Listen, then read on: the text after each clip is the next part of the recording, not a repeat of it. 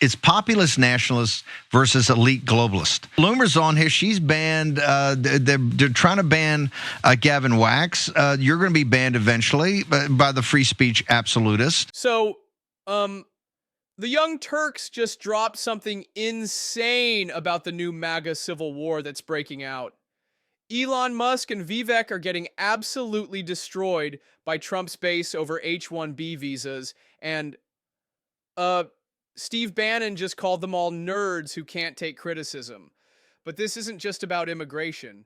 It's about how the entire MAGA movement is fracturing between the elite tech billionaires and the America First base.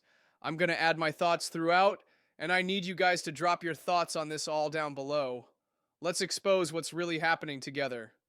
The nerds don't take criticism. They're kind of, they're a little bit all on the spectrum, right? So they don't know, they're not deep in social skills.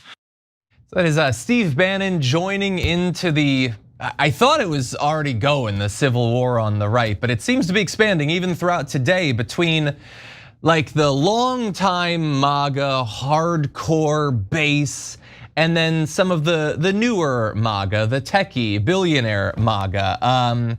They really disagree on a variety of things, and it has quickly become, it's got to the point of people being, losing their access to Twitter, accusations of betrayals and racist comments, and we're gonna dive into all of that. We do want to let you know that it seems to have basically started when Donald Trump appointed Sriram Krishnan to serve as senior White House policy advisor on artificial intelligence, which when it happened probably didn't seem like it would cause the fissure that broke MAGA. But that's how it's looking right now. And we're gonna get into all the details, but Cenk, what do you make of this? So I agree with Elon and Vivek, but I love the rebellion against him. So I'm gonna explain why in a little bit.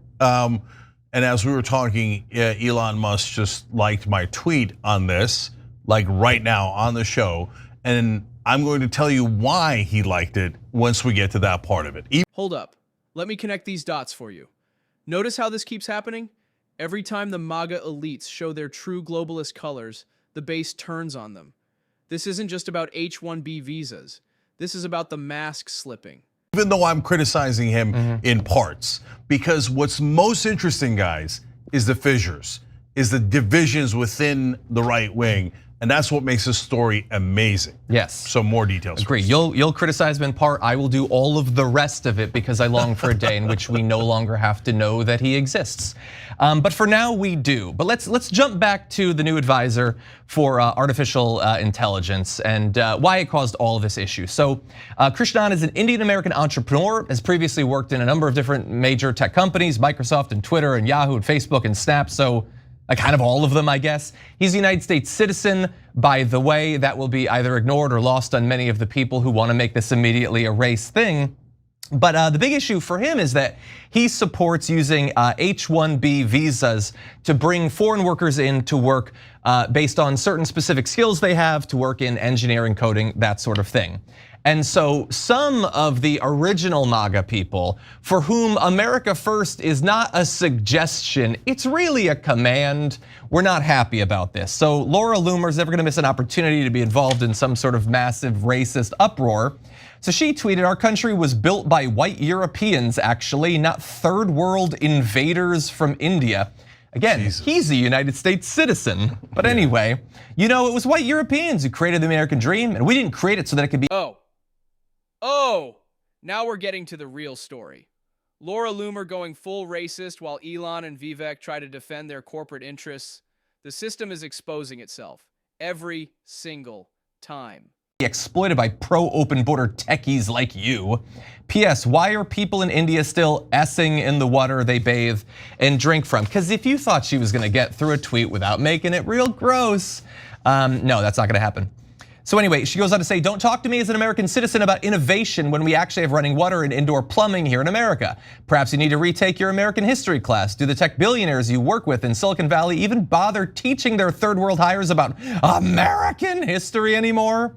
Or are you only interested in your invader, supremacist, revisionist history? And I love, that's my favorite part at the end, where she capped it off where it's those other people who are supremacists, not the person insisting that we bow down to our white forefathers who created all of this. But anyway, and lots of other people jumped in. You can see tweets like this. Did any of y'all vote for this Indian to run America? Jesus. And look, I want your commentary, but this is where Elon's gonna get wrapped up in this because he, like Krishnan, supports using these H-1B visas. He's been very clear about that for a number of years. He's been clearer on that than he has been in support for Trump and for longer, but it's already getting really gross. Yeah, so guys, I was just gonna explain to you my position. There's no point in reading you the tweet, I thought, until Elon liked it in the middle of the segment.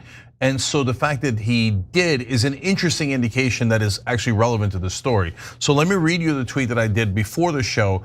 It summarizes my point of view, and then we'll talk through all the ramifications. I said, I agree with Elon Musk and Vivek Ramaswamy about H-1B visas, which is what we're gonna get into in a second.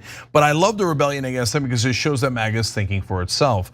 I said, I disagree with the right-wing populists here because I think it's awesome that the most talented engineers across the world wanna come here, and I think they make us stronger because we get to take the top talent of all the other countries. That's the great advantage of being America. We shouldn't throw that away. But this fight shows that MAGA is not a monolith, and that's a great thing. Vivek is right and wrong. He's right that we should celebrate nerds. We're gonna get to that part of the story in a second. And people who work hard in school, but he's wrong that we need to put down anyone else in order to do that. I was both an honor student and a middle linebacker for our football team. There's nothing wrong with being a jock or a nerd or both.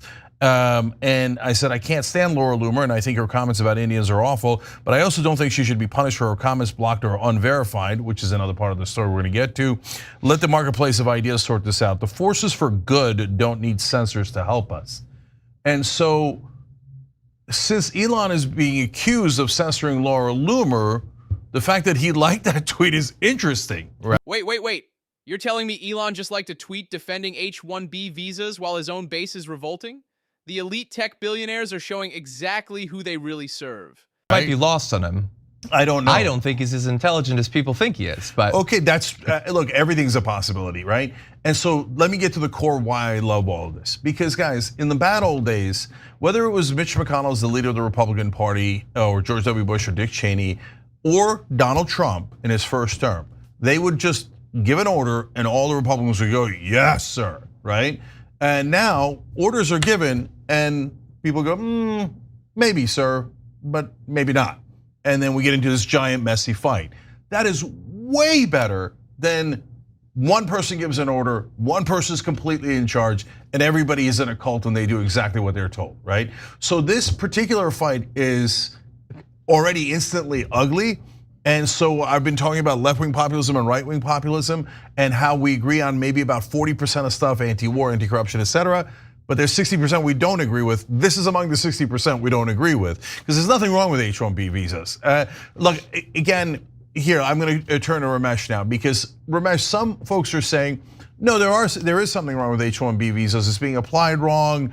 It's maybe not a bad idea overall, but it allows people, the tech companies, to hire people for less money, et cetera. What's your take on that? Well, several different things. First, very, very troubled in something that has to be broken down, how those driving tech have turned more and more to the right and to become MAGA supporters. And I know you all have been covering that, but there's a lot to get into there. And second, sort of somewhat shamefully for me, as a child of H-1B visa parents and as someone who's South Asian and Indian American myself, it's sad for me to see fellow Indian Americans embrace and cozy up to this, to Trump and the Trump administration, which still is pretty open about its racism.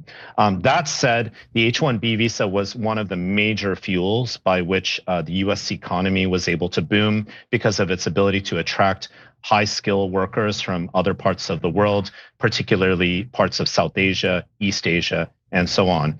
However, as we know quite well, our economy is sick. It's infected, it's not well, it's diseased, right? And so there's always going to be this kind of clash or this tension between people saying, wait a second, the reason we elected you, and this is the vast majority, I would say, or majority of many of people who voted for Trump, is because the economy is sick for middle and working class people. So I think what, Elon and Vivek, I'm not a big fan necessarily of both of them on many different levels. I think they're both recognizing that the only way the US economy will continue to thrive in its incredibly unequal and unjust ways, which is behind Trump's election, is by expanding this program. And that's going to bring out racist responses like what you had read out. But at the end of the day, Trump and all these folks running this administration, Vivek, Elon, etc., are going to have to show whether they can deliver for the middle and working classes, for the so-called MAGA base, which is mainly working and middle class. And we've seen next to no evidence that they could do so from the first administration, where Trump passed the biggest tax cut for billionaires in the history of our country. And I don't see much evidence of this now, even though I'm happy about the labor secretary, though the National Labor Relations Board was scuttered. So I'm just getting at the point here that these flashpoints of elitism relative to populism are showing up now within this new emerging administration, because really there's very little, there's not really a better adjective or characterization of people like Ramaswamy and Musk other than the word elite. Yeah. And I'm going to briefly criticize Elon, but then I want to give you what Vivek is talking about, because he gets more into sort of the cultural side of why they think they can't turn to American workers or don't want to, and then we can criticize him. I'm in a weird position where I guess technically I agree with him in that I don't have any problem with H-1B visas. I don't think we're being invaded when talented engineers or coders want to come and work here. That's consistent with my view on basically most forms of immigration. It's not consistent, by the way, with how Elon Musk and Vivek Ramaswamy talk and think about most immigrants. They seem to acknowledge that we can be enriched economically, culturally, technologically with these certain migrants, but they don't seem to acknowledge that at every other rung of the economic ladder, migrants coming in make our country stronger. And I wish that they could be a little bit more consistent about that. I also worry that some of this is about exploitation, that Elon Musk, we know how he treats his workers. He seems to despise humans as a necessary evil. I think he sees some of these people that he brings in as more exploitable. You acknowledge that they might be able to be paid less. They might also be able to be worked far harder at threat of being deported. We know how he works the few remaining engineers at Twitter and all that. And he constantly talks about, it's not just that Americans aren't talented enough, they're not motivated enough. They won't sleep, 5 nights in a row at the Twitter headquarters or whatever, like maybe he wants to. And so I'm a little bit worried that there's an undercurrent of exploitation to this, but I guess ostensibly we agree. Let me just say 2 quick things about that, John. One, I love your defense of immigrants overall, right? It's not just the high-paid ones, the high-skilled ones. Listen, you guys, what we just uncovered isn't just another Twitter fight. This is the entire MAGA movement fracturing between the elite tech billionaires and the America First base. If you're ready to expose more elite manipulation, hit subscribe and drop MAGA exposed in the comments. The truth is all connected.